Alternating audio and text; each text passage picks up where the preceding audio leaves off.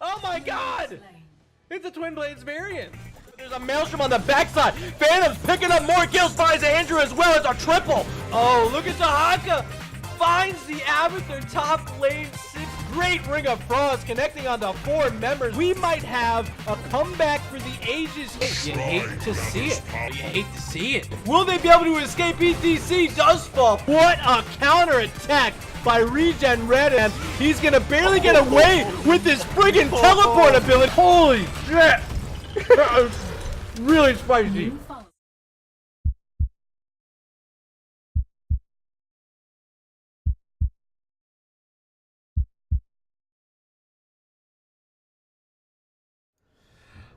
Alright, what's up? I'm back from a trip. I've been gone for a week, but NGS is still going. Actually, excuse me, Regen GS is going. What up, Wedge? How you doing, man? Pretty good, Murda. Pretty good. Enjoying all the April Fool's memes, you know? Scared of everything I see on the internet in case it actually is true. I kind of avoided Twitter for a bit today. Like, I peeked in, I was looking around, I was like, what's going on here? And yeah, there was a couple things out there. I saw the Discord one, they deleted the light theme, and I was like, that's a good idea. Why is that even a joke? That was by far the one that got me the most hyped. But we got some NGS action tonight. No memes here. We got UARK Esports and Zul'jin Distillery battling today. Let me make sure we have teams on the right side. Yeah, okay, we're set for my overlay. That looks good to me. But we're here in lobby. I believe we were set for a 9:30 kickoff. So I'm gonna see if these teams are ready to go. I do want to say thank you in chat. Actually, it was off chat. It was on Discord. Arrow, you let me know that my overlay said Division B West. My bad. My bad. That's what happens. I'm gone for a week. I lose track of how to type. And I didn't update my overlay from last time. So it did say Division B West, but this is Division C East. Wedge, any teams in Division C East you've had a chance to look at, or any of these storylines you followed? It's been a division that's been pretty close throughout the season. I mean, Division C East used to be my old stomping ground. So it's really neat to see like how it's been nice for how close it's been able to stay for in terms of competitiveness. I'm really happy to see how like anyone can take a map off anyone that's so far this season. Dropping in the bits, Lexia showing up in chat with the 69. All right, the memes are starting already. I was throwing up the RG mug because you can head on over to regengs.org and go to our shop, buy mugs and stuff.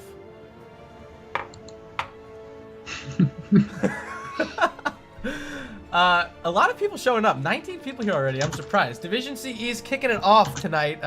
Week number 6, but this is actually a flex match. So if you're looking through the schedule and you're trying to find this one, it's not a division or excuse me, a week 6 match. It's actually a flex match. They got it in, and I think the UARK, this might be one of their last ones. Zul'jin Distillery's gotten a lot of their flex matches in as well. The whole division, I think Mongoose was keeping track somewhere, but this division, I think, is leading the way for getting those flex matches in, so props to them for staying on top of it. And I know, Wedge, yourself as a moderator of a division I once moderated, it's nice seeing teams get these sorts of things done early. Oh yeah, it's always great seeing like teams being like willing to want to get those games in as quickly as possible. You know, seeing that extra bit of ambition to try to squeeze those games in. I will say, we really appreciate it. There's one team over in the Regen fam, Regen Retro. I've been getting on their cases about, hey, you have 3 flex matches, and we got like 3 weeks left. Start getting them in. But hey, speaking of getting maps in, here we go. Map number 1, draft number 1, Cursed Hollow. And I think it's going to be Zul'jin Distillery batting first here in the draft. It is indeed. They're taking their time to load on into the draft screen, and here we go, opening up with the first bans. So, I mean, I don't know exactly what kind of homework these teams did, if they want to stick to what we've seen recently, the Zeratul bans, the Mayevs, even a new Barak a lot, and a hero I was just about to mention, Johanna, who's leading in division, I think it was this division, Division C, with like a 66% win rate or something crazy like that. She's winning hella games, and she has a popularity rate that is at the top, like top 3 at least. I think it's Anubarak, Diablo, and Johanna right now. Oh, I can absolutely believe it with the Johanna. Like, speaking from personal experience with how my teams have been drafting, like, she just gives a ton of flexibility to be able to react to pretty much whatever your opponents try to throw at you, so I can see UARK here wanting to get rid of that right away. And it'd suck for me if I was playing, because Johanna, one of the only tanks I really like to play. Also banned out is Dahak on the other side, another hero that, if you've followed Murda throughout his illustrious career, very I illustrious. played a ton of Leoric, the final ban here in the top half, and now we're starting to look in some picks, and we have a lot of power heroes available, including this Ana for Letistar. Yeah, there's a whole lot of the different damage dealers that are left open here, as well as different supports. The only thing teams are really going to have to worry about here is finding the tank that they're going to want to take. So we got some bets in chat that your internet's going to cut out at one point during this. Hey, it's good old Canadian internet. I would not be surprised. A couple ladies here, Tyrande and Sylvanas, picked up from the World of Warcraft universe. A little early maybe for a Sylvanas. You've seen her a little bit here in Division C. But Pokemaster J, gonna pull it out. You have any thoughts on that pick? I mean, I'm actually very excited. I've been seeing Sylvanas gaining a bit more traction like with every week, just for how much burst damage she's able to throw out if someone's not paying attention to her, and I'm really curious to see how well it's going to work out for UARK tonight. Ooh, double orc pick, Gul'dan Thrall, and a little green power, and maybe a little bit of NGS power there with the green theme. I like the Thrall. I think he has definitely a place on this map just because you have to stay split out solo for so long. Maybe they're going to get another hero that can kind of fill another role on the opposite side of the map. We'll wait to find out, but it's going to be a great response to the Sylvanas. I think the Thrall can really put pressure on her and can actually be a pest if he goes Sunder later on after level 10. Would love to see that. Arthas, our final ban here for UARK. Now we're on the clock with Zul'jin Distillery. I'm really surprised by that Arthas ban by UARK.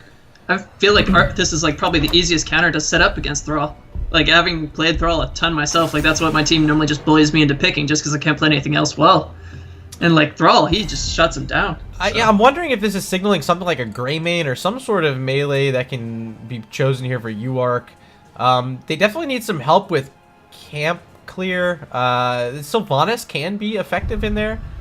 Not as much on the bruisers, especially since her trait's been nerfed so heavily onto those camps, but maybe something like a Greymane, or it's going to be a Maiev as the melee, and that was still available so long. And we're still talking about these heroes.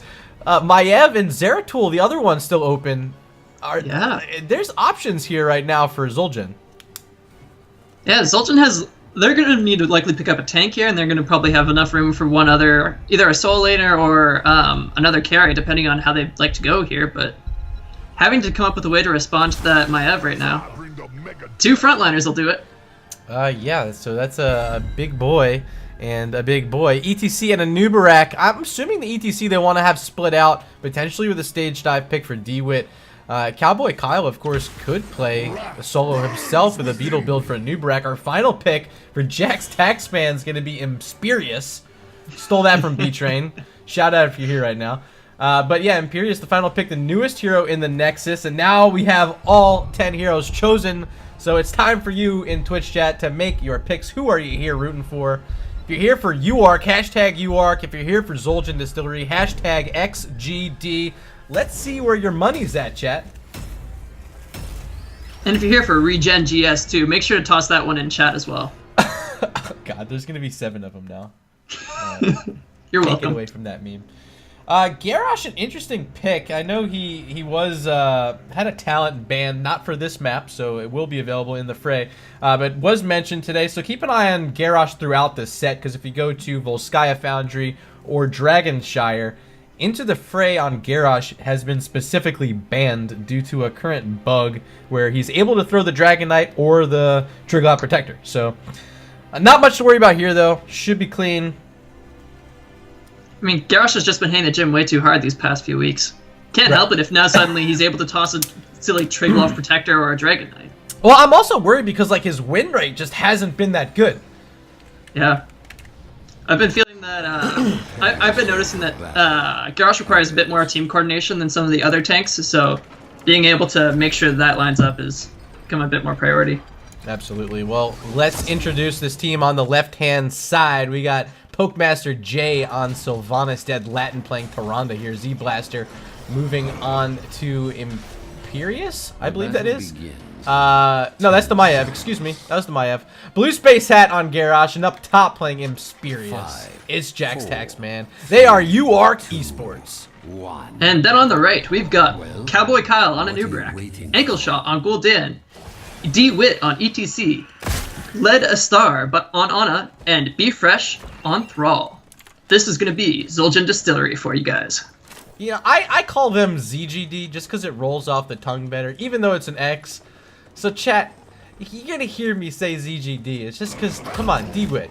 You gotta play with me here, man. You gotta get the alliteration going, right? That's all it is. But let's look at these level 1 talents. Wedge, anything sticking out to you? I know Echoed Corruption there for Gul'dan gonna be powerful. Grenade build for Ana. I guess probably where everyone's kind of settled in since the rework. Yeah, I'm a big fan of the grenade build, and I'm also really happy to see that Thrall, even though he's in the 4-man, is still going for the Echo of the Elements. I'm a huge fan of that talent, so seeing him stick to that makes me really happy. Yeah, we're following Be Fresh down to the bottom lane where he's going to be up against the Imperius here. And up top, surprisingly so, it's actually going to be the Anubrak playing the solo lane. Didn't go for the Beetle build. That's the Nerubian armor at level 1. But I think more than you need, really, in the meta to just hold the lane and make sure Sylvanas isn't getting too much value up here. Absolutely. It looks like he's doing a really good job of zoning her out and pressuring her out so far. Pokemaster J is doing a smart call of just letting stuff stay under his towers for now and making sure it's a lot safer, so it doesn't need to worry about any incoming ganks here. Alright, so both these teams taking their siege camps. We'll see if Zul'jin Distillery wants to hold this one at all. We do see our first tribute's going to be in the bottom area portion of the map here near Imperius and Thrall. So Zul'jin Distillery, they're going to go ahead and throw that siege giant camp down the bottom lane and get up to top because there's a little bit of a push going with the Sylvanas trade right now. Oh yeah. Trying to get all 3 men in here, trying to get as much as they can with the siege giants. It's a good chance to go for it, especially since they're going to be able to then rotate down afterwards to get to the tribute. Alright, and this is also level 4. Look at the pickup from Sylvanas, I believe. Going with the Mercenary Queen. So these Siege Giants are going to be empowered. You see they're getting a lot of damage in onto Anubrak and ETC. Actually, D-Wit's going to go ahead and Hearth back. Cowboy Kyle using a tap as we see our tribute just being announced. 30 seconds away for that. And maybe enough time here for Maiev, who I believe is in, Nisha's momentum, to go ahead and grab that Bruiser camp. But no, they're going to just clear up mid. Would maybe like to see a little effort on the camp, but they're going to just play it a little bit slower, head on down to bot and work on this trip. So far, this seems to be a bit more priority by the blue team to try to get set up and get some position here. Completely understandable considering they have to deal with 2 tanks incoming their way that are going to try to get right up in their faces. Yeah, and Jax, he's going to go ahead and walk in, get slept. D-Wit sliding on top. There's a grenade, reducing the healing. Great job by Ana, and Imperius is down. First blood in this one coming 3 minutes and 15 seconds in. And that should be the first tribute, as no one's here to interrupt Let a Star. 1-0 on the board for Zul'jin Distillery. That was really nice clean follow-up to get that Imperius there. Yeah, big shout out to Let Us Star, just getting that quick grenade, making sure no supporting was available for Tyrande, who is a very burst-style support. So if you can get the grenade in and you can negate those 2 Qs coming out from Tyrande, that is more than enough to secure a kill. Well played there, the first kill of the game, and we'll see if they can keep that up for some more throughout.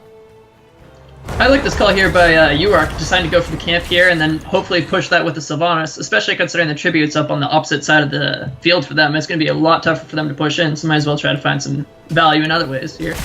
Yeah, Gul'dan Ana trying to get this camp that's actually right next to where our second tribute is spawning.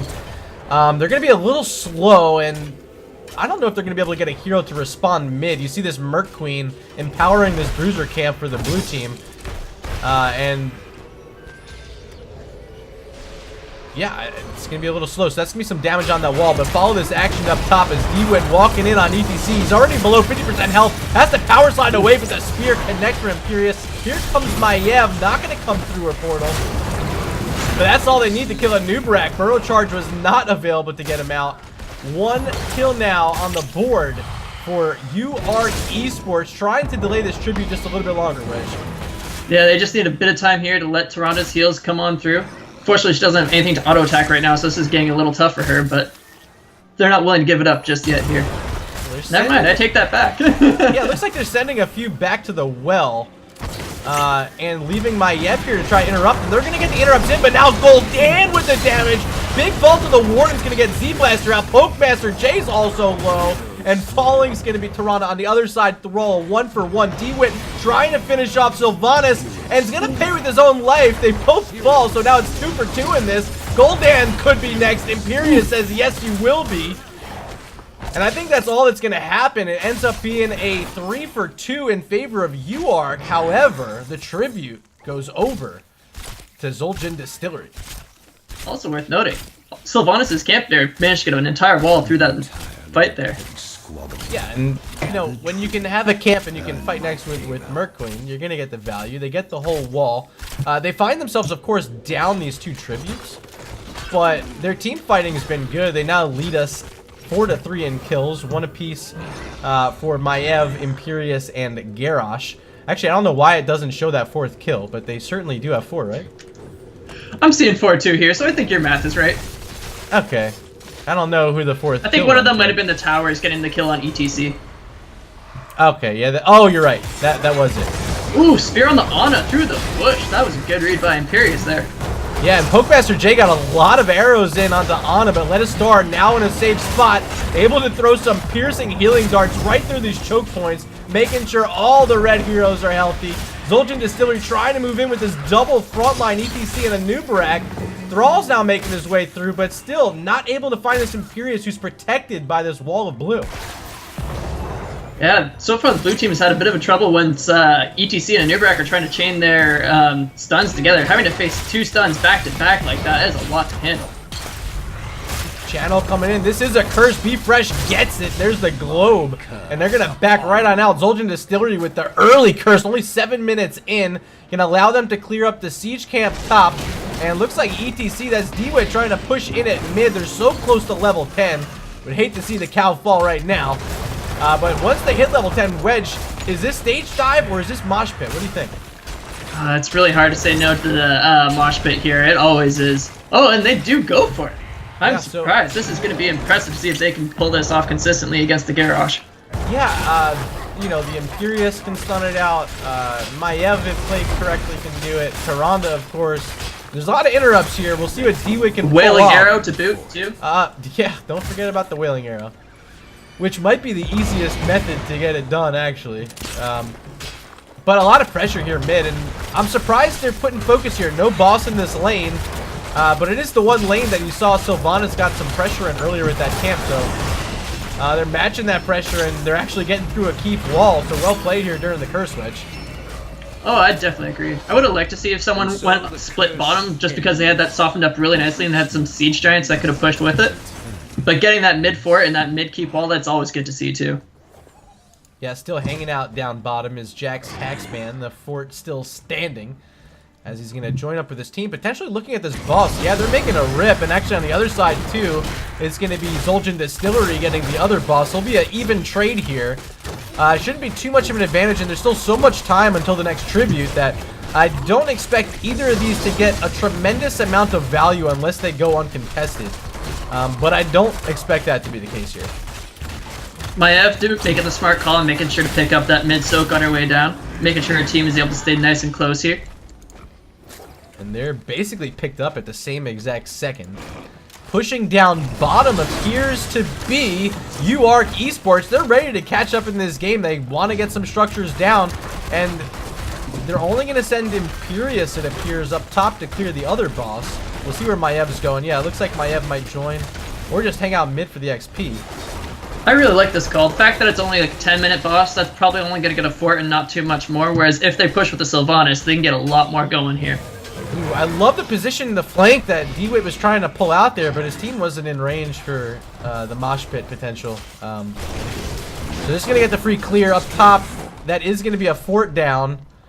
But Imperius should be able to get this down before any more damage is done. On the other side now, in the bottom lane, this blue giant getting through a red fort. So bringing us a little bit closer and now giving options for UARK Esports. If they can get some kills, they have a keep that they can run at. They have a keep and a Sylvanas. That's a dangerous proposition. They're also timing this really nicely, too, with the hard camp to be able to get that pushing. So if this fight does go for a while, they can hopefully get some more damage on that mid fort here. Party bush right now. Zul'jin Distillery waiting for anyone. It's going to be Garrosh power slide, the sleep, the stun, the follow-up. Pops his own unstoppable, but the poison's there from Gul'dan. Needs a heal. Where's Tyrande when you need her? Not even running towards the running Garrosh. Away from him. Oh, the armor kicked in and it worked for Garrosh. Wow. Wow.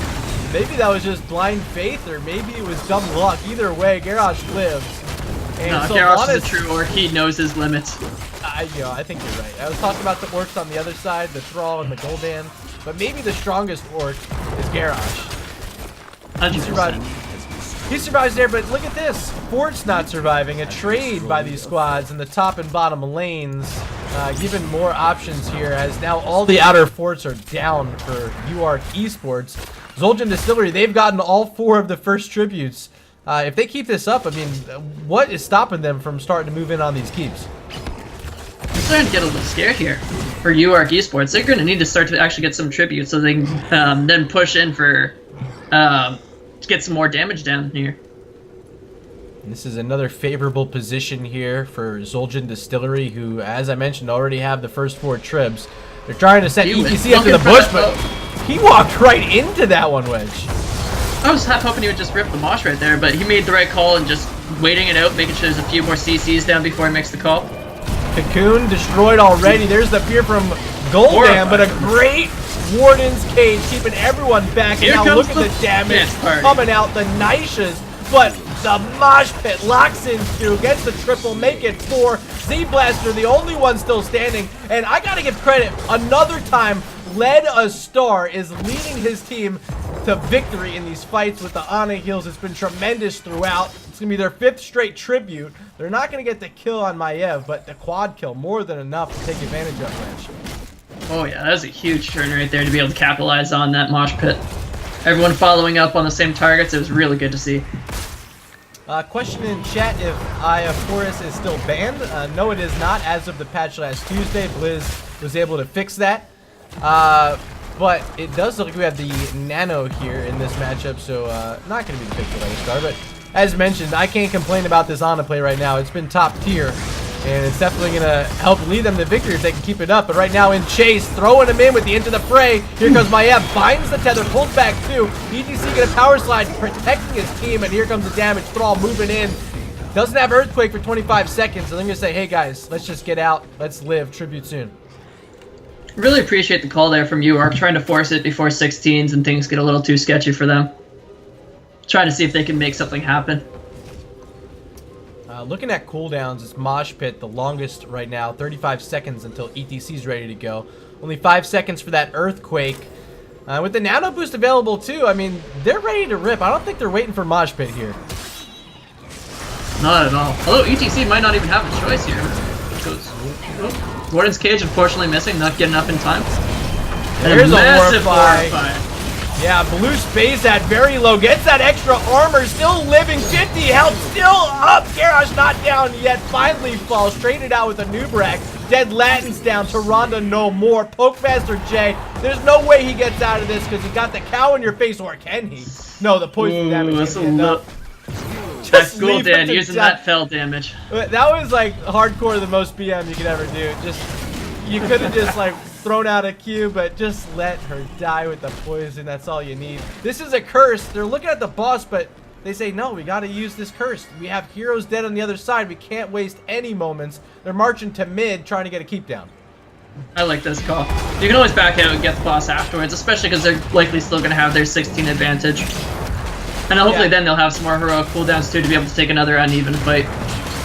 The Apologies, haven't had the talents up in a minute. But there they are, level 16s coming in. Still here for Zul'jin Distillery, waiting on UARK to reach that mark. They're falling behind in kills. Earlier they were up, but now it is 10-5, and that is a 6-1 run. Excuse me, 7-1 run in favor of Zul'jin Distillery. They've really started to light it up, especially with that quad kill they had earlier. Now getting 6 tributes in a row. Their second curse here still active. They got the one keep down. They're looking for more down here in the bottom lane, Wedge. You think they can move in and finish this one off? I think they're probably going to make the call to just kite out, see if they can get a kill here. They don't have too many minions to be able to force in, unfortunately. But they have options if they can keep them in the chokes here, where Gul'dan can just shred right through the health bars. Yeah, all 10 heroics now back up. Waiting in this bush is ETC. I was about to say it was such a great job before of Imperius checking this bush with the spear and almost killing DeWitt. But they're sticking to this bush. They still want it. And you see Zul'jin Distillery just waiting for someone to look at this boss, and they want to make a move. But now they're getting impatient. They're moving in. Great unstoppable play there by Garrosh. He's going to live. There's the Warden Cage in the backside, locking him through the big silence from Sylvanas. Getting a lot of damage down. Thrall could be first to fall here, but he's sustaining himself. So much healing for Lettistar. He's just standing still, throwing out heal dart after heal dart. No one falling yet except the blue heroes. See you later. A double kill once again for Zul'jin Distillery. Make it 3 as Sylvanas falls. Still hanging in there's Maiev, and that could be trouble. Burrow charge in. There's the Impale whipping. Z-Blaster trying to get the safety by his keep, but DeWitt's not letting him go. Finally, will he fall? No, 170 health. Back to the pure team player there to distract Zul'jin Distillery from the core for as long as possible. I can't believe it. 3 catapults mid, is this enough? We're gonna find out. If the catapults figured out what to attack, it would really help them out here. Instead, they wanted to go for that one solo minion. But it looks like they're going to be able to pull it off with that Gul'dan poison damage too. More than enough for the win, and finally getting that kill onto Maiev. Game number 1 going to be handed over to Zul'jin Distillery. Looks like a nice, clean finish to start out the set here for Zul'jin Distillery. Really happy to see them capitalize on those curses when they got them. Make sure to push down and actually get the structures. So for those of you who are missing our faces, I'm actually not even wearing shades today. Don't know why. Just forgot to put them on, to be honest. But yeah, we're back, and here we go with the match summary brought to you by NGS. And player of the game, I have to 100,000% give it to Lettistar. Do you have any complaints about that pick? I do not at all. I give props for best spear work to Imperius for sure. Jax Taxman was doing a great job of checking those bushes. Thrall had some really nice wolves, but Lettistar definitely was leading making sure that he had everyone on their team's back and wasn't letting those health bars get too low. That final fight, I wish someone can go back and clip and really look at the nuance of how much value the piercing healing darts were getting in there. Just the perfect choke points every time. Lettistar not even needing to move his feet, just Q, Q, Q, Q, Q, Q, Q. You'll have to see that. Here are the talents. Neither team reaching the level 20 mark for the Storm talent here. But overall, a solid game, pretty dominant, especially after that early game in favor of Zul'jin Distillery. So we're going to take a short break, give us about 4 minutes, set up the next map, take a couple drinks of water, and we got some more NGS action right after this.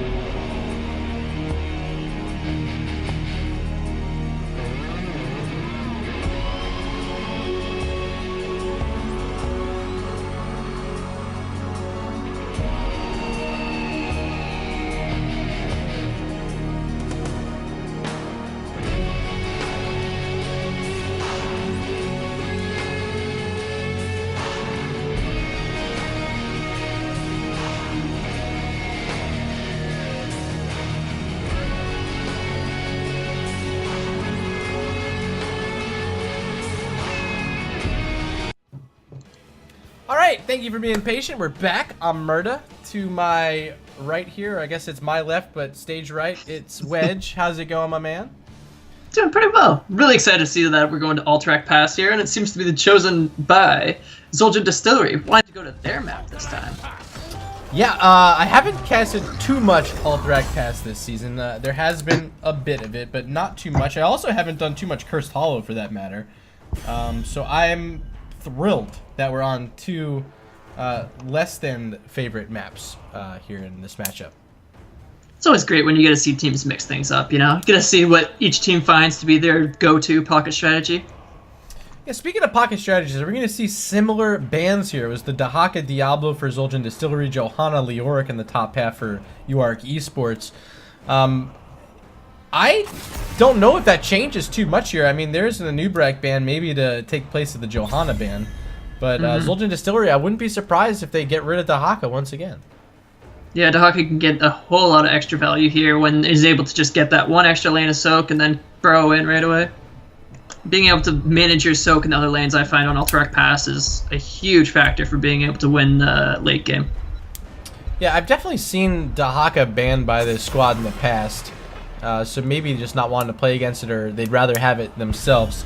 Instead, though, teams are starting to look at what was strong in game number 1, the Anub and the Ana. Those two banned out. Yeah, seeing this high priority on the Ana for making sure that Ana isn't picked, that's kind of surprising to me, but after they capitalize on it so much here, but it'd be interesting to see what supports end up getting picked up now. There's the Leo ban, so that's going to remain the same from game 1 to game 2. Taking away the Ana, you had Letta Star in game number 1, who we said was our MVP over on Cursed Hollow. They go ahead and ban out the hero themselves, so I don't know what exactly their plan is, but they're taking away a power player they had there and potentially putting Letta Star on something that's not quite as favorable. We'll find out. But it's going to be Diablo here, which was also their ban in game number 1. Close out the top half. First pick really quick. Wasting no time. Yeah.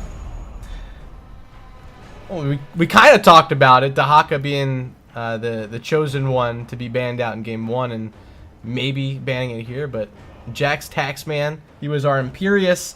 Now he's our Dahaka. And I love it on this map. You said he's going to be able to burrow in. He's going to get that extra value in lanes.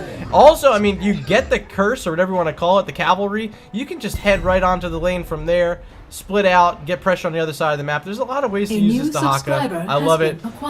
Whoa! We got a sub. We got a gifted sub. What is 5 gifted subs from Arrow? Welcome to the Regen fam. We have reached our subscriber goal. You guys are blessed people. Thank you so much. I think I happened to get one of those gifted subs. Thank you for that, Arrow. Ronin, we got Kix, former member of Regen Blue. Narina's here. Sir Noble 10, and the last one, yeah, Captain Wedge. Congratulations. I'm sure you're pretty happy about that one. I mean, I'm just part of the bigger Regen family now, you know. It's extending to Twitch too. I'm loving it. A new subscriber has been acquired. So that subscriber alert's gonna go off 5 times, just so everyone's aware. And Arrow, thank you so much for your kindness. Thank you for being a new subscriber has been very acquired. Important member of Regen Red. You guys are doing great this season. And these two teams tonight, they're talking about Regen Red on a 6-game win streak. Just knocked out UARK recently. They knocked out Zul'jin Distillery a bit earlier in the season. But they're starting to look up at Regen Red, potentially moving into that number 1 spot after this week, depending on how the matches go. But Div C East, it's been very exciting. Keep the focus here on UARK and Zul'jin Distillery as we see once again that Sylvanas picked up. The Johanna made it in, who was banned in game number 1. We see the Gul'dan and Thrall for the 2nd game in a row for Zul'jin Distillery, but now they're going to pair it up with Deckard Cain and Arthas. I really like the fact that they're going back to the Gul'dan and the Thrall. There's a whole lot of chokes up and around the capture points that both of them could take advantage of. But I'm also really happy to see that UARK goes back to the Sylvanas here to try to see if they can make it work on this map instead. Try to get some pushing power with the objective. Final seconds here for UARK. They go with Stukov and Hanzo. I love this Hanzo on this map.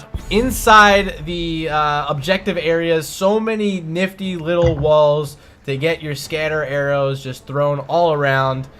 And potentially Dragon's Arrow to combo in with some of this other CC they have. We'll see what happens there. Final pick's going to be Mal'Ganis. And they say, hey, we had some sleeps game number 1. We're going to need some in game number 2 as well. Deckard Cain and Mal'Ganis both have options. Thoughts, though, Wedge? What are you thinking? I mean, first of all, I always love the Russian one-armed legend. He's great anytime I get to see that. But from the right side here, on Zul'jin Distillery, all this CC that they're going to be able to chain together, that's looking mighty fine. That's lots of free damage that Gul'dan's going to be able to pump out into the opponent's team with all the lockdown that they have. So apparently I'm like the fake news galore here. Arrow correcting me. They play UARK this week. I thought I looked on the schedule was last week. I was out of the country, guys. All right, you got to give me a break. I swear to you, like I would be paying attention, but I was like at a beach. This man needs his vacations. I'm trying to run all of Regen GS. I do have a question in chat from Honk Hunter. Where does the Murda part of your name come from? Just an old nickname. It used to be T Murda. Now it's just Murda. The RG for regen. Here we go. Game number 2. Alterac pass here on the left-hand side. Once again, it's going to be UARK Esports. Z-Blaster up front playing the Hanzo. We got Pokemaster J for the second time on Sylvanas. Dead Latin switching over to Stukov. Blue Space Hat entering the picture here on Johanna. And up top, playing Dahaka. It's Jax Taxman. Ladies and gents, it's UARK Esports.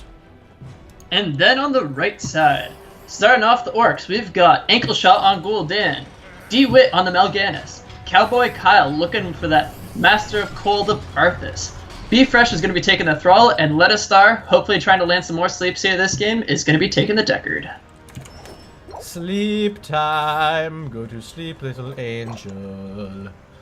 Level 1 talents on your screen. Once again, Echoed Corruption, and I didn't talk too much about it, but Gul'dan did get tremendous value with the Echoed Corruption in game number 1. There's a lot of kills, a lot of poison late. You saw the kind of flashy one that they were able to get on Sylvanas. They didn't even have to look at it. It was like the, you know, the no-look turnaround fadeaway jump shot.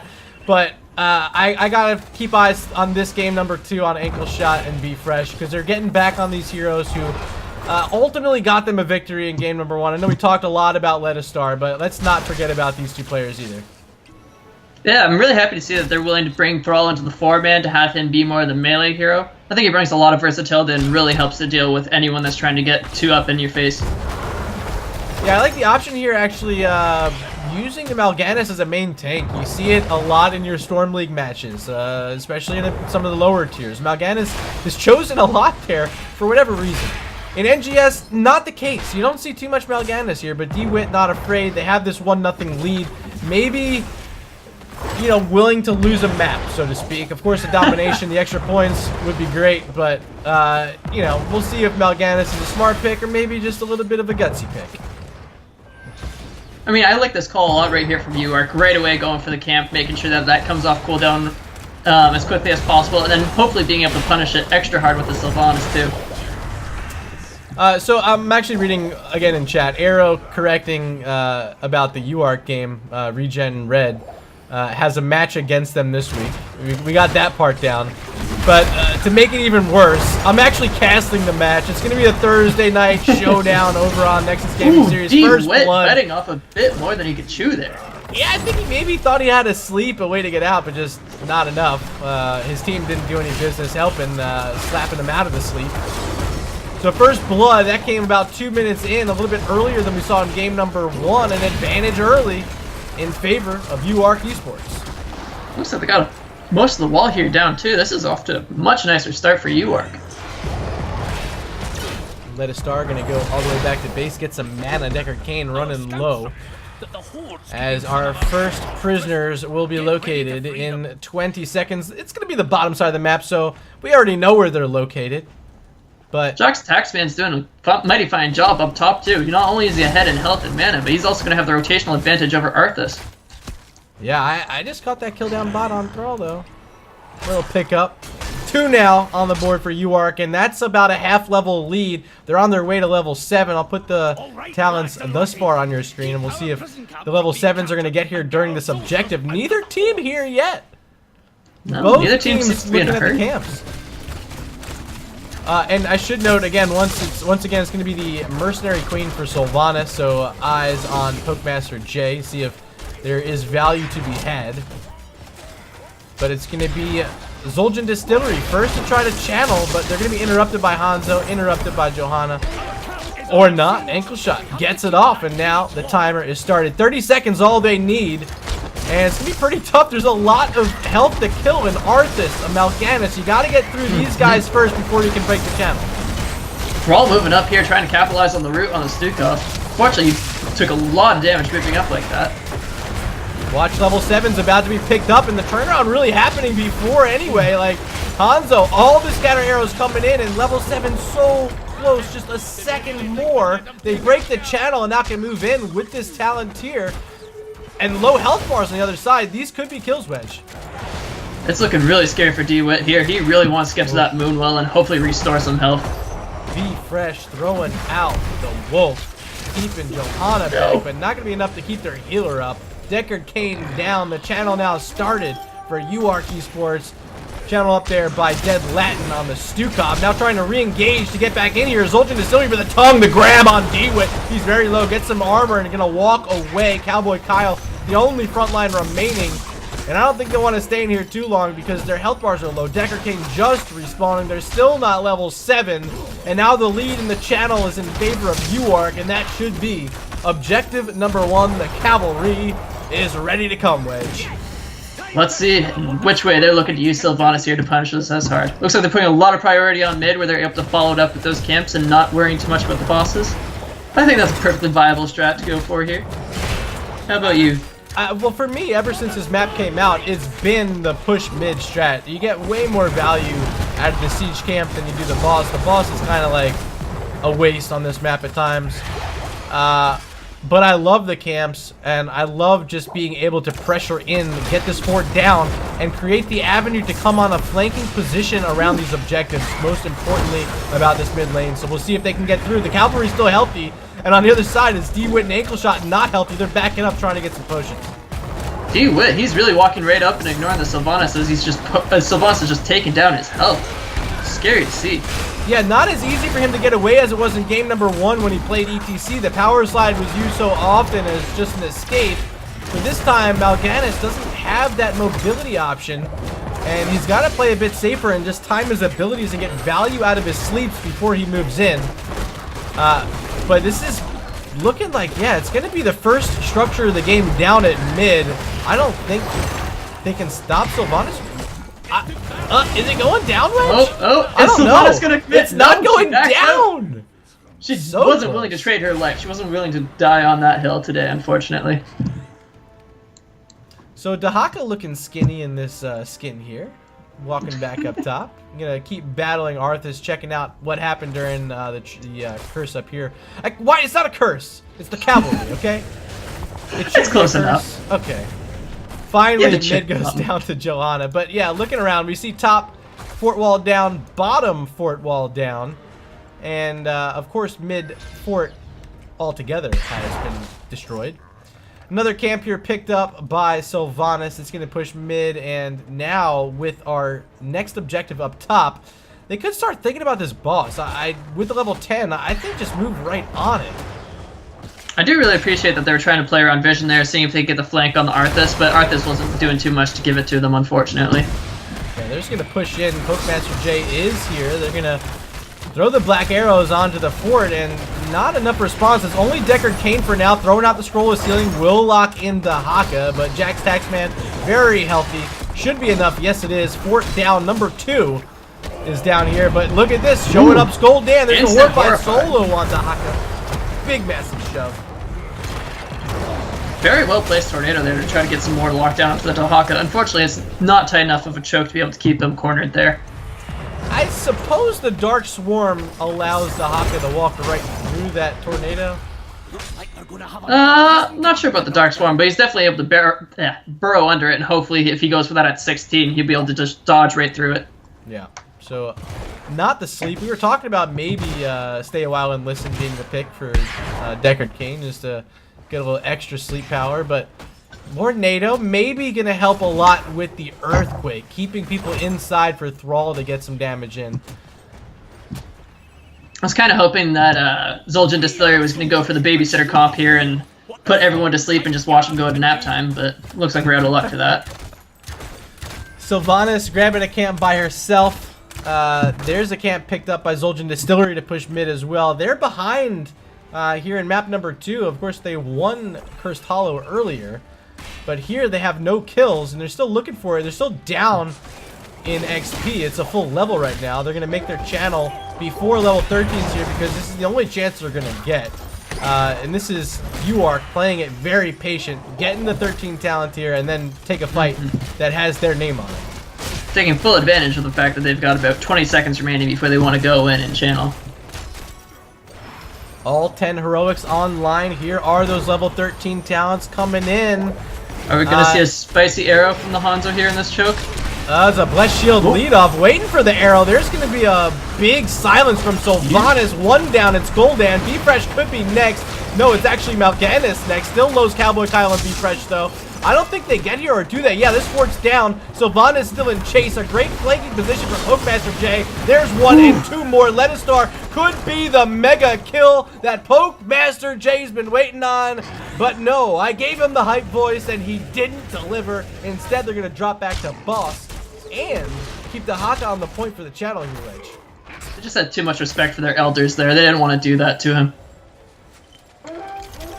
I do like the split here. Get the boss. Leave your solo laner who's effective here. Channel away. Get that started. Now you can show up. I was thinking maybe D-Wit didn't get interrupted there, but he did. But now you can show up, and you got to keep attention in two places now if you are Zul'jin Distillery, and it's going to be really tough for them to do. Yeah, this is putting a lot of pressure here on Zul'jin Distillery, which is still down in talent tier, mind you. Trying to put up the best effort they can to defend all this going on around them. So they are able to break the channel, but the boss still pushing, so now moving back in is going to be UARK. They're still up a talent tier as well, and showing up in defense is Deckard Cain. Let us start. You got to be safe. I know you're MVP game number 1, but now Hanzo in your face. He has a Dragon's Arrow if he wants to rip it. Tongue gonna miss from Jax. That's gonna be it. I think this is enough for the channel because 13's still not here. We'll see if Zul'jin Distillery wants to play risky though. Well, they've got a really nice choke here if they're able to use it with their heroics. Blessed Shield is out. Poking it all through. Earthquake first, the sleep applied to the Haka, too late to break the objective channel, but maybe they can get some kills. Still in chase in the backside's D-Wit, now turning around, setting his focus on the dinosaur, and they get him down. Their first kill of the game. It was 7 the other way before they got their first, but now they're dead, 1 for 1. They can't get out of here with a favorable trade, and they're going to have to respond to the second objective here for UARK. I like that, being able to pick up trade kills there for Zul'jin Distillery. Oh no, poor Thrall!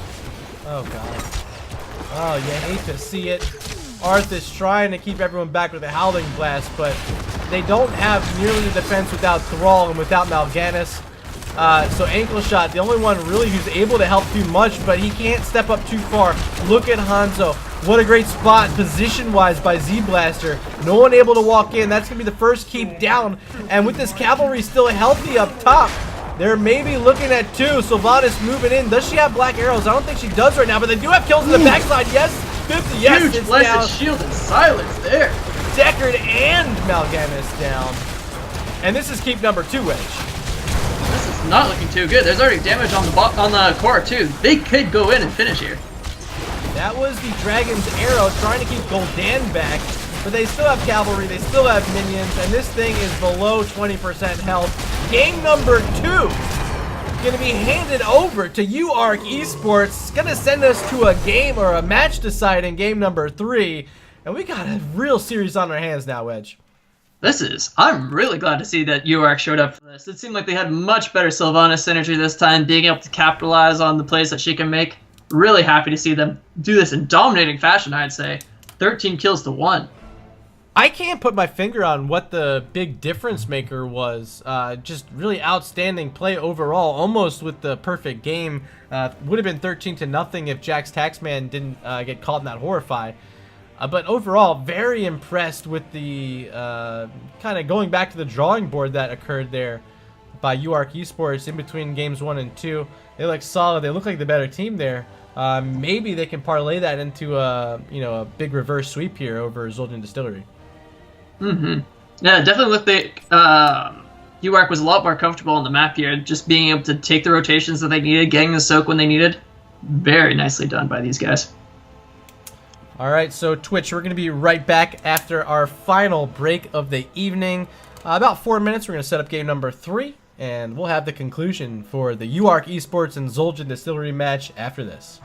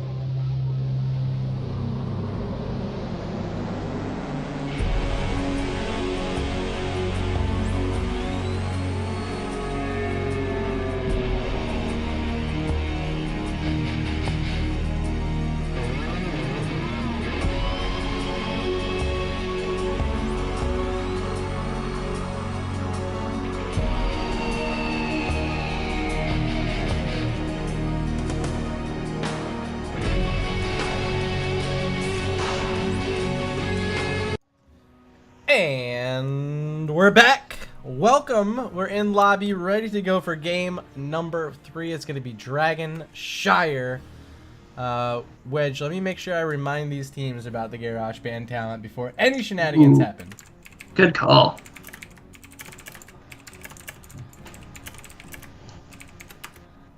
Also worth noting that this has been map picked by UARK here, so be really interested to see what these guys have planned here. Really hoping that like teams like when they go to the Dragon Shire, that they've got a really specific plan going into this. Yeah, and I'm curious now after game number 2 if Zul'jin Distillery is questioning their ban strategy, taking away the Ana, which led them to the game 1 victory. Game 2 without the Ana. I don't like just harping on one thing, but was it a difference maker? Did they get enough value out of their Deckard Cain? Didn't appear so to me. Looks like our draft is starting here for Dragonshire, but what are your thoughts on that, Wedge? Is it a support issue here? Get back on the Ana, or is something else the matter here? I'd say Ana to an extent. She did do a great job, but I also feel like UARK did a great job of identifying their targets. There's a big difference in them picking the target to kill and making sure that that target did die. Yeah, no, I think that's spot on too. UARK definitely outperformed their own performance in game 1 during Alterac Pass in game number 2. But I thought their bans were good as well. They took away the Anubarak, who was a bit of a problem over on Cursed Hollow. They kept the Leoric ban in, and they also got rid of ETC, which is one of DeWitt's favorite heroes. So here we see the Beetle banned for the second time, and I like what we're starting here for UARK. Yeah, both teams just getting rid of what most would consider the top priority tanks here, as well as a Dahaka ban too. They really didn't like going up against extra control that UARK had with the Dahaka, so trying to take that away. And the Leo ban remains, so it's going to be a little bit deeper into this pool. No Leo, no Dahaka here for Zul'jin Distillery. Their first to pick. Do they want to get the Ana? It's here. I'm talking about it, and I think this is where they want it if they're going to take it. 5 seconds to make that decision. They go for the Rexar. Oh, I like this. Bringing in the Batman here. Well, according to Hero Sharebot at the top of the cast here, my last win was on Rexar. Take that for what it's worth. Put that in your pipe and smoke it. Rexar, I love him. Ever since the rework, Misha just does so much more for letting Rexar get up there. His auto attacks are stronger. Misha's charge is stronger. So it works. There's the Ana taken away from Zul'jin Distillery, and Jax Taxman showing up again on Imperius, who really was probably the best player for UARK in game number 1 when he played this hero. I'm here to help. There's a couple times where Imperius was caught out a little too much, but I feel like Jax Taxman has got the feel for his positioning again. He's going to make sure to get some nice spears here going. Jaina, Malfurion are the choices here for XGD, or ZGD as I like to call them. Roots and slows. Can they combo for the kills? Rexar with the Misha, more stuns to keep him in those blizzards. Ankle shot, a lot of pressure on you here heading into game number 3. Jaina's going to have to be a playmaker if they want to win this. I am reading in chat. This is for you guys in chat if you haven't read it already. With the standings as they are, if UARK wins, they're going to be in 5th place by themselves. Zul'jin Distillery would be tied for 6th. If Zul'jin Distillery wins, both teams would be tied for 5th place. So either way, UARK, they're 5th place at the end of this one. But Zul'jin Distillery, they're trying to stay in step with them, and really are going to need this game 3 victory to make that happen. I really like Zul'jin Distillery's call here to go for the Jaina. It puts a lot of pressure on UARK to pick a tank that can survive her burst, because there's not a whole lot, if I'm being honest. Oh, never mind. We got a spicy Cho'Gall here, fellas. So with this pick, and now already having your Jaina, you have to start thinking about percent damage. You can't get it from anyone you already have. So is this going to be a Malthael? Is this going to be a Tychus? The Leo's already taken away. The Anubrak's already taken away. Yeah. So these bans are pretty sweet. They kind of set up this Cho'Gall pick throughout the night. And here in game 3, they're finally able to use it. It's going to be Tychus and a potential Gorge play by Stitches. And I think without the Anubrak Cocoon, the Gorge is probably the best option still remaining. Gorge is a solid 5 seconds. You're not gonna have to worry about the choke all for. Another Zeratul here, another late game hero that UARK is banking on to be able to make it that far and be able to really, really control the game at that point. Yeah, I mean, of course, level 16, a huge power spike for Zeratul, but can they make it that far? They don't have a ton of wave clear. The Gaul's going to be able to do a lot. The Imperia should be split up top. And then we'll see what Zeratul can do, but is he going to have to be used just kind of soaking that mid lane up? We'll find out. And does that leave the Cho'Gall kind of exposed with just the Ana supporting him from behind? These are questions for you, Twitch chat, and you got to let us know. Throw your votes out right now. Who is going to be our Game 3 winner? Hashtag UARK or hashtag XGD. Wedge, what's your thought here? Because I think my money is with the Cho'Gall for some reason. He just took it from you like the big bully he is. I think there's a lot higher expectations of execution on the UARK here, so I think they're gonna struggle a little bit here. So I'm gonna go with the Zul'jin Distillery. They got the easier comp to pull off. Well, let's introduce these players. On the Cho, we got Pokemaster J.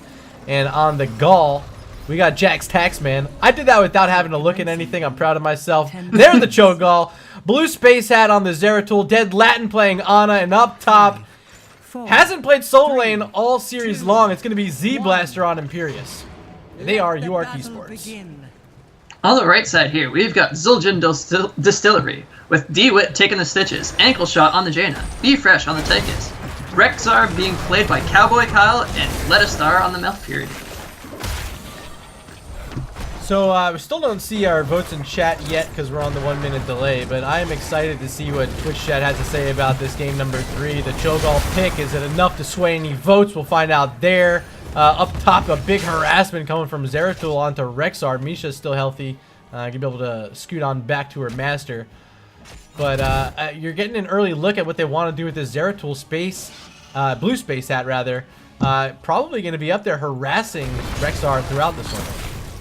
I think that's the right call. Being able to put that extra pressure on the Rexar, making sure that things aren't too easy for him, that's going to make it a lot safer for UARK to make it to the late game here. But the concern for me, do they have enough wave clear? You already see them kind of falling behind. The Zeratul having to stay by this wall. And the wave clear with the stitches, with the blizzards from Jaina, and you know, even some from Tychus, it's a good amount, and they're able to take advantage of it in these rotations. But are they fast enough? Will they be able to keep up in the rotations, or is the 1-1-3 just the better play here? Or excuse me, the 1-1-2, I guess, for UARK. Math is hard for these guys, figuring out how to count Cho'Gall. To be fair, it's 6 bodies against 4 here if we're counting Misha. That's true.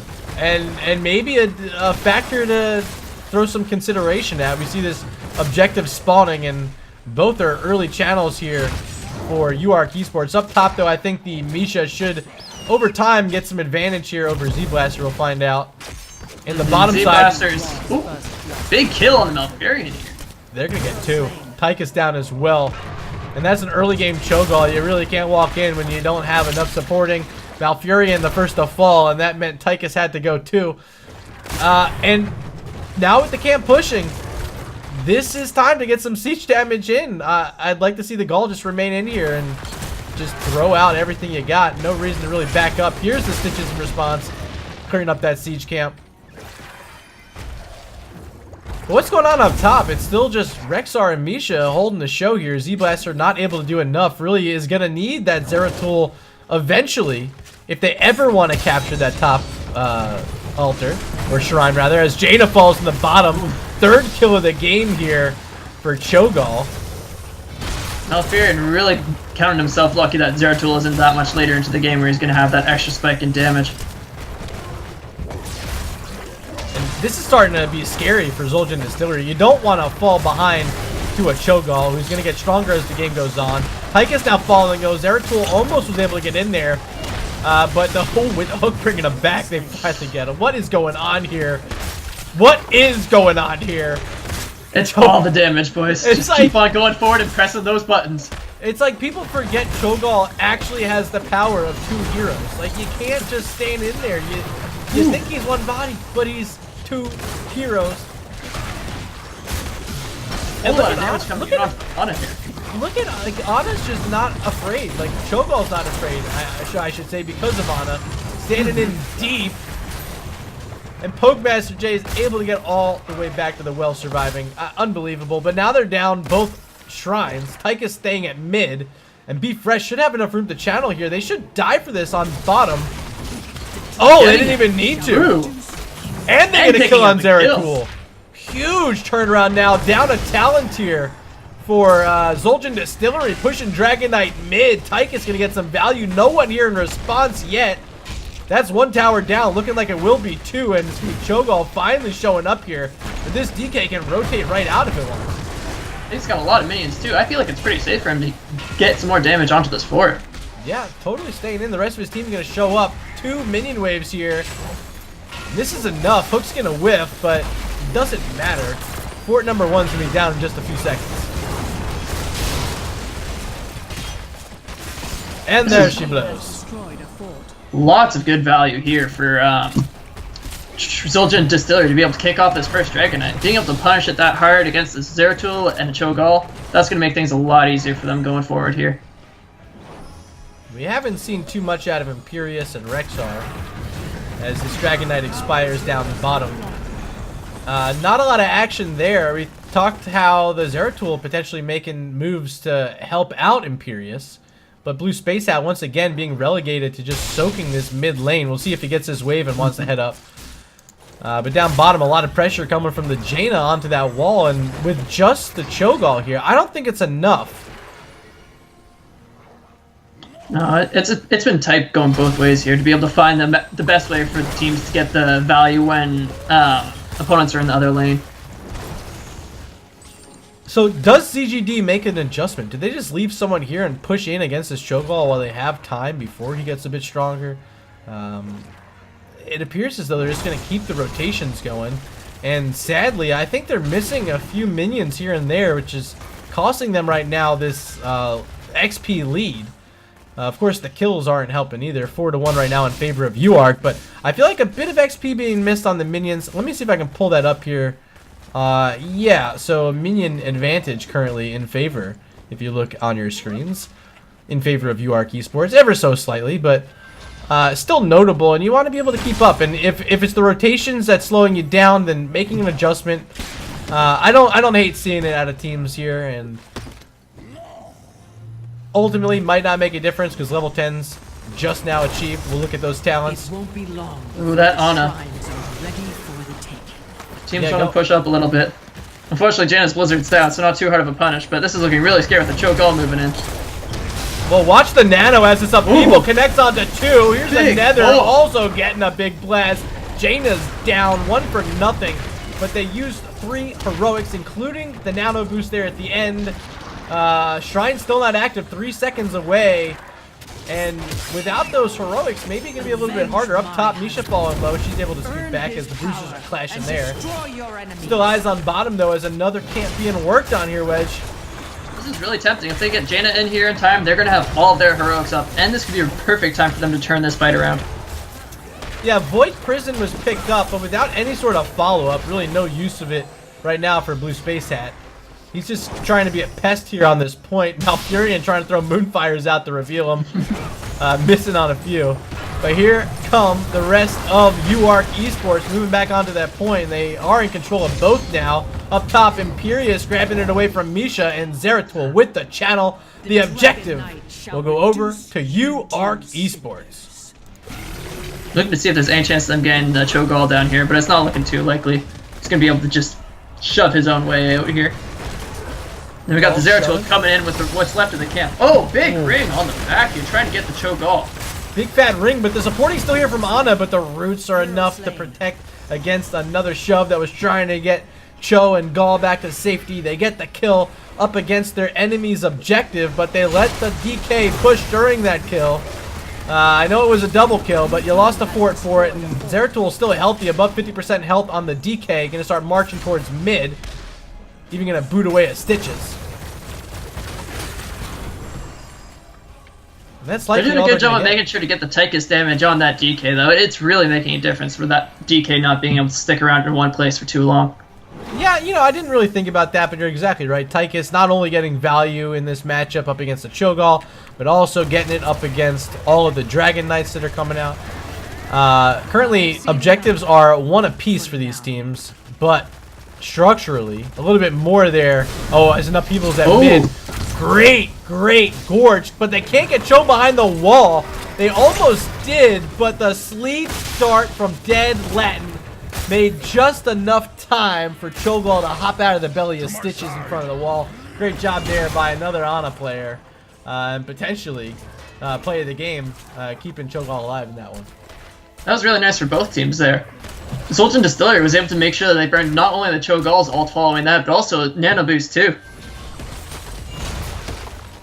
Yeah, they've been throwing out the Nano Boost pretty liberally, I'd say. But it's a short cooldown, only 30 seconds remaining on that one for now, and they should have it up by time the next objective's here, so I'm not too worried. Up top right now at Zeratul, as Imperius had to go back to base, so eyes on this to see if they want to keep that a 2v1 against Rexar. But this is a huge advantage on the other side of the map for Zoltan Distillery. They have a siege camp still alive after clearing out the enemies. Can they find enough space to push in? Maybe he's still afraid of where that Zeratul's at. They don't have eyes on him. But here's a hook. Lands onto Stitches. Root's gonna whip. Upheaval on 4. That's right on top of towers. Ankle shot low, and here's Zeratul to clean up all of this wreckage. Letastar should be next. Singularity Spike says, see you later. Stitches gonna be number 3. A triple kill for UARK Esports. And that's gonna give them room to push in Mr. Wedge here. Stitches was trying to be the team player there and eat the Cho'Gall so the rest of his team could escape, but unfortunately Zeratul is just far too sticky. Able to stick right onto them and make sure to finish them off. Still 8 seconds for Jaina. Minion wave not here, so Cho'Gall is just a little bit scared, but they're throwing out all the range damage they got. Take hold of the shrine. And potentially we'll get through at least one of these towers. Not yet though. Yes, there it goes. Okay, 1 tower. That should be it. Minions being cleared up now by Jaina as our shrines are active up top in favor of the red team. Misha standing on the point. Misha making sure to give Z-Blaster no chance of taking this point back. He knows that he needs to hold on to this for the rest of his team. Although this is looking a little too scary here, coming up with the Zeratul Cho'Gall looking to flank on in. Yeah, you can see Cowboy Kyle, like he wants to stay in here. Upheaval is going to connect on him as he's trying to escape. He should still live. I don't think Cho'Gall has enough to get him down. Oh, wait. Sleep Dart, Dead Latin. Oh. Keeping things interesting here. I think they did kill the Misha, though. I don't see her on the map, so half a kill there. And they're able to push in and get some towers down up top. But look at the bottom. It's going to be Zoltan Distillery grabbing a neutral Bruiser camp. They're still in control of this bottom shrine. And with Rexar and Misha healthy heading back up top, they're going to try to regain control. Or will they? This is actually a nice push opportunity. No response here because other side of the map, it's going to be UARK pushing in on Rexar, who had no clue that they were by that Bruiser camp stealing it away. So this will be a fort for fort trade. Who gets the more value here, though? This is a big push up top, and if they can get this keep wall down quickly, it should favor UARK, but they're leaving open this bottom lane, which is the better of the two. Excuse my camera work there. I like this call from UARK here. So long as Jaina's not there, the Death Bridge isn't nearly as scary. They can definitely push through faster and get this keep down way before their opponents can. Only thing is, it leaves them it does open a win condition for the other team. Is this a core race? I think maybe they're going all the way. Odin's been spent. Misha and Rexar are now back. Here come the hearts. There are no hearts coming out. No hearts. This is a base race. I'm going to try to keep the action looking on both sides, but this is a lot already, 70%. And the VP should be enough to seal the deal for UARK Esports. Blue Space Hat said, okay, we're staying. VP is going to be more than enough. A risky play by Zoltan Distillery, unfortunately, didn't end up paying off. Wedge, are you questioning that final sequence? I'm in a bit of disbelief, honestly.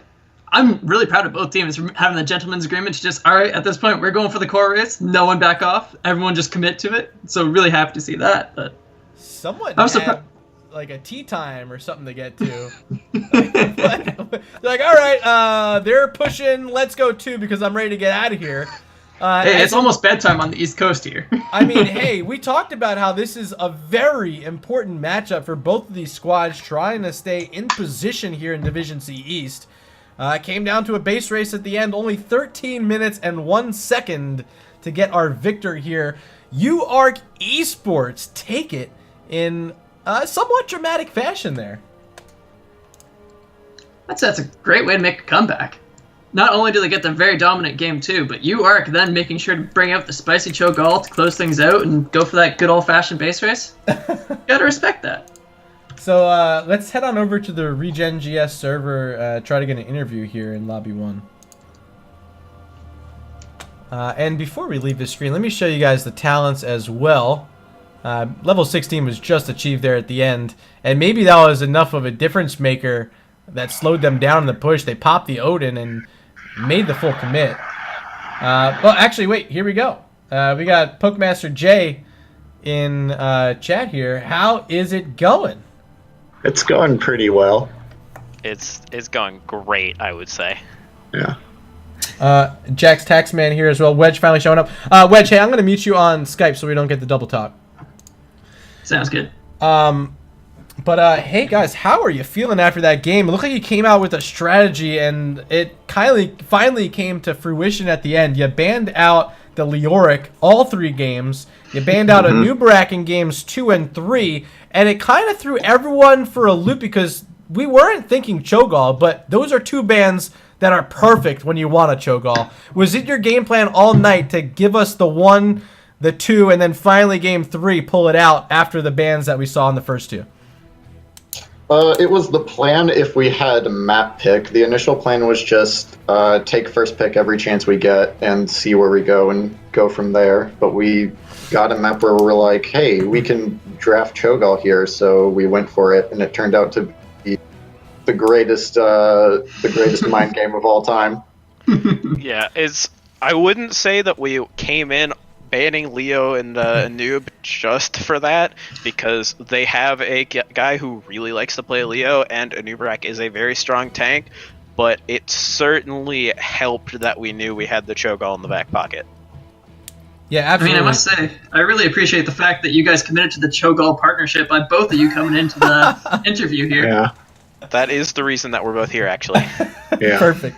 Well, hey, before we get to game number 3, let's rewind a bit. Let's talk about game number 1, Cursed Hollow. You guys struggled a bit, if I could say so myself. You didn't get any of the tributes, if I recall. All of them went over to your opponents. We didn't get tributes. What ended up happening in game number 1 that you guys were able to change? Because it's pretty evident to me that something big happened after game number 1.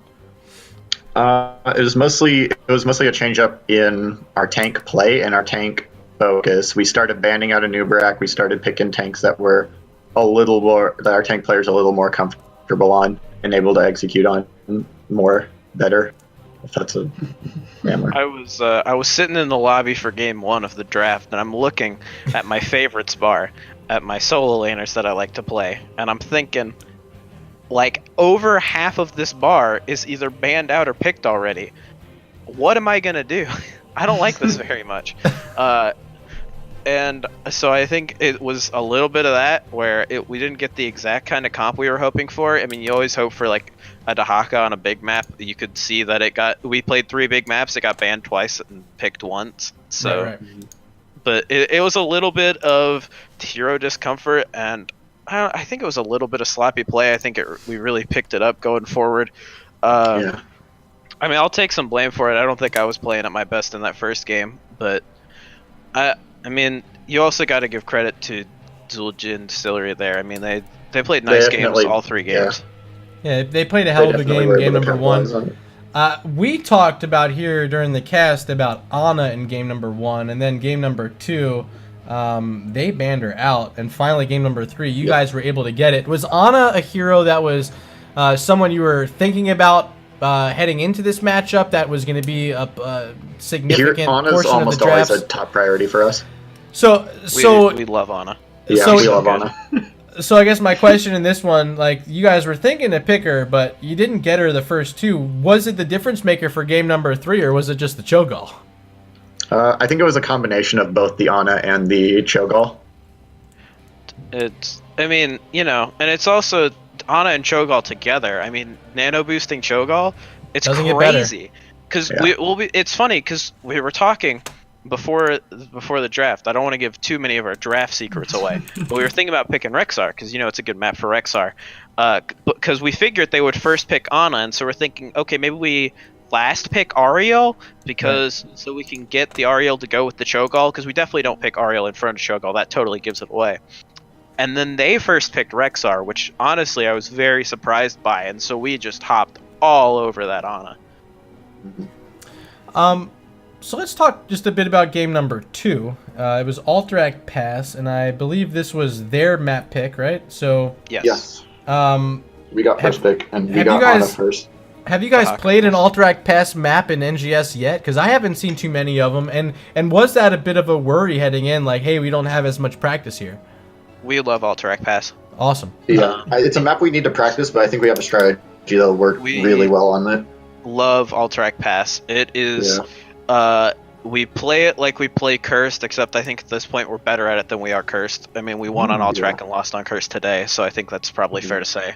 Although I liked our Alterac comp, I think we got more of what we wanted in that game than we did in the Cursed game. But especially getting that first pick to Haka. Dahaka is so strong on that map, and I also just personally love playing Dahaka. The fact that you can play such a macro-heavy game, we got the Johanna for the stalls and just getting the camps. We love to be able to play the macro game, and so having a big map like Alterac really lets us do that. It opens it up for us, and so we love playing on Alterac. It's definitely a map that I think we need to iron out more, but I think it's looking to be one of our stronger maps right now. Oh, maybe I shouldn't be saying these things on stream, because whoever we play next is going to come back and look at this and be like, oh, they love Alterac. We're never taking... Well, hey, let me clue you in. Thursday night, I have your cast. It's going to be the Thursday night showdown, UARK Esports versus Regen Red. I know some guys from Regen are hanging out right now.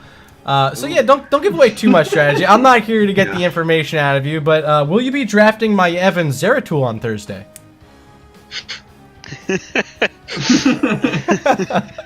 I don't know. These guys have been playing. We're definitely drafting those heroes. Ban those heroes. We're first pick. If we have first pick, we're gonna first pick Lost Vikings. If we don't have first pick, we're gonna first pick Cho'Gall.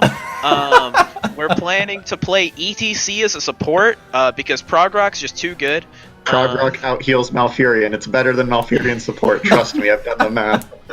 We're just gonna go ahead and, since Lucio and Chromie will still be banned, we're just gonna double up, take both of them, and forfeit both games at once. Well, I'll actually be joined by Mongoose for that one. Ghost has the week off, as I did the last couple weeks. But before we head off, Wedge, first off, do you have any questions about any of these games for these guys? First of all, mad respect for the long con you guys play with the UARK, as well as now setting things up against the Regen Red. Gotta love those mind games. But I got a specific question here for Jack's Taxman. Sure. Alright. This is a very important question I'm sure a lot of people want to know the answer to, but do you prefer the tongue or do you prefer the spear? Tongue. Definitely tongue. Tongue? No Absolutely. hesitation. Gotta respect that. Congrats on the wins, boys. The spear does have the nice satisfaction of being able to hit two people at once, but there's nothing Hey, like it could be 5, or in that case, you had 6 if the Misha counts too. There's nothing like a good tongue. The tongue is so good. Yeah. Especially a tongue from the bushes. Yes. Oh, tongue is so good. Nothing scarier when you're ISO'd than a big dinosaur tongue pulling you right into a bush. So definitely a fun hero. Hey, question. So you guys are now moving into 5th place, sole possession of 5th place, rather. Who in this division are you most scared of, and why is it Regen Red? It's Regen Red because Murda told me they're the best team. The That's league it. totally You know isn't that stacked one. in their favor. No, sorry. Real talk though. I'm just trying to hype up Thursday. It's gonna be a lot of fun. Definitely check it out. I think it's 9 p.m. over at twitch.tv/Nexus Gaming Series. It will be the Thursday night showdown. Full production. Nexus Edge crew is gonna be there at the pregame. I'm stoked just because it's Thursday night. But UARK, are you guys stoked to be on the showdown or what? I'm gonna be honest. I didn't know we were on it until you just told me. So Oh wait! Oops! Jason, did I bust your announcement? Whoops! My bad. Hopefully Jason's not here. Don't tell him I spoiled it. all I know is our captain is a slave driver and has scheduled us for 3 matches in 4 days, starting Wow. today. Hey, I we've mean, got another one tomorrow. So if you think about it like this, you guys are now going to have some momentum heading into this stretch of games, and you know, myself and Wedge, we're going to wish you the best of luck for it. nice, that's a really good spin. You should teach spin classes. You wanna? I'm Can I bring? a the three? motivational guy. I'm not a motivational speaker, but I'm pretty motivational.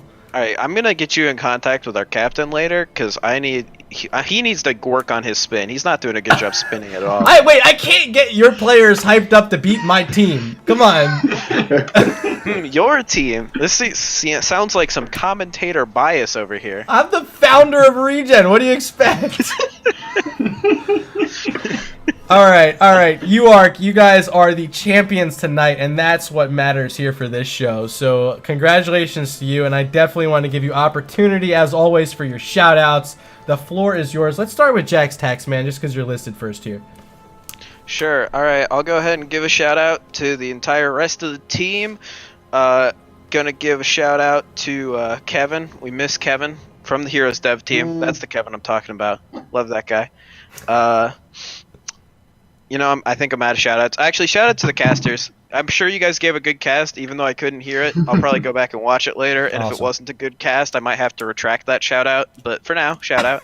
Oh, hey, before you move on, that's this all was for me. this was Wedge's first real cast. He's done some hot shots type stuff, fake casting. Wow. It's not fake casting, that was real casting, but this is his first he's on with Murda, and dude, you did a kick-ass job, Wedge.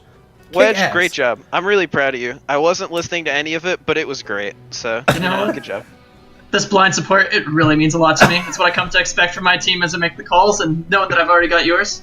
Hey, we're Appreciate gonna it. make your face turn as red as your shirt, hopefully. And then final shout-outs, Pokemaster Jay, you're up, man. Yeah, shoutouts to our healer for healing us. Thanks. And shoutouts to Tespa for continuing to do Heroes Esports. Yep. Cheers for Tespa. Gives That's our awesome. team a reason to continue existing. Yeah, Or so another reason to continue existing.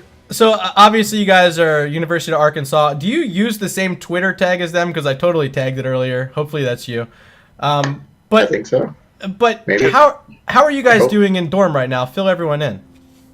We're We are currently 3-2. Yeah, We got a 3-2. clutch win over Georgia on twitch.tv/BlizzHeroes Ooh. this past Saturday. Nice. J-How check out the casting VODs with if you Baja, missed it. right? Yep. No, it was J-How and Cattle. Oh, Cattle. Okay. No, it was J-How. Yeah, it was J-How and Cattle. Yep, That's right. J-How They and were Cattle on Sunday. Saturday, and That's right, J-How and Bahamut was Bahamut on Sunday. Sunday. Nice, nice. Yeah, definitely make sure you're checking all those out on the main Blizz stream. Yeah.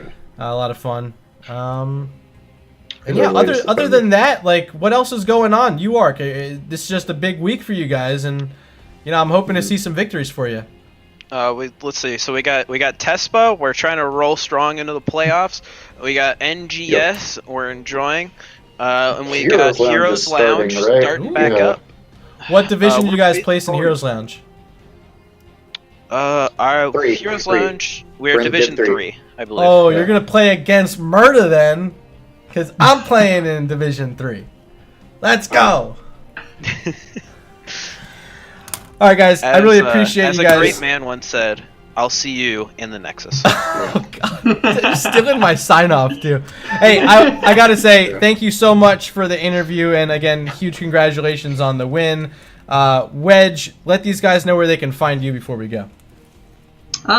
Just in Discord. I'm Just gonna in be pretty Discord. much all over the place. Wait, hold yeah, on, I'm hold just on. that Wedge guy. See this right here? It says, don't bug him for his Twitter handle. He doesn't want you to know. Okay. I'm Murda. Of course, you can find me here on Twitch, twitch.tv/MurdaRG. Find me on YouTube, MurdaRG, and of course on Twitter @MurdaRG. I am so willing to answer any questions you have. Just hit me up in DMs over on Discord or Twitter. That's it for tonight. I wish there was more we can cast, but there are some games going on. I will send you over there if I figure out where they're at.